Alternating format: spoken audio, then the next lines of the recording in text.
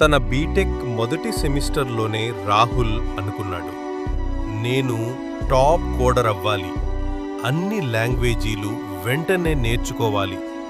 కానీ మొదటి రోజే ఫ్రెండ్స్ గందరగోళం సృష్టించారు. ఒకడన్నాడు, బ్రో పైథాన్ నేర్చుకో, భవిష్యత్తు అంతా అదే, ఏఐ డేటా సైన్స్ అన్నీ పైథాన్తోనే. ఇంకొకడన్నాడు, జావా నేర్చుకోరా, ప్లేస్మెంట్స్లో జావా లేకపోతే జాబ్ రావు.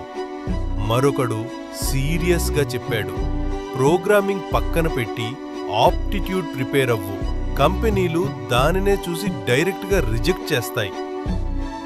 రాహుల్ కన్ఫ్యూజ్ అయ్యాడు.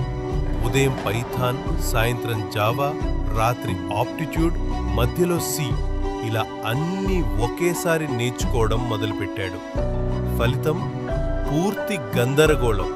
ల్యాప్టాప్ ఓపెన్ చేసి కేకలు వేశాడు, ప్రింట్ ఎలో వరల్డ్, సెమికోలన్ పెట్టాలా వద్దా, బ్రాకెట్లెక్కడా?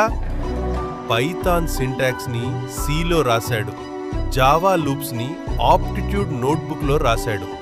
చివరికి ఏదీ సరిగ్గా నేర్చుకోలేకపోయాడు. అప్పుడు ఒక జ్ఞానవంతుడైన సీనియర్ వచ్చి శాంతంగా అన్నాడు, రాహుల్ పొరపాటేంటో తెలుసా? స్టూడెంట్స్ అన్ని లాంగ్వేజీలు ఒకేసారి నేర్చుకోవాలని ట్రై చేస్తారు.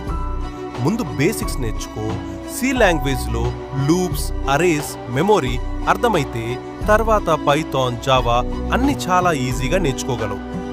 రాహుల్ చివరికి విన్నాడు, కేవలం సి లాంగ్వేజ్ పైనే ఫోకస్ పెట్టాడు. ఆ సమయంలో అతడు గ్రహించాడు, jack of all trades master of none అంటే వృధా. ఒకటి మాస్టర్ అయితే మిగతావి సహజంగానే వస్తాయి. చివరి పాఠం స్పష్టంగా తెలిసింది, సి అనేది రూట్, మిగతావన్నీ బ్రాంచెస్.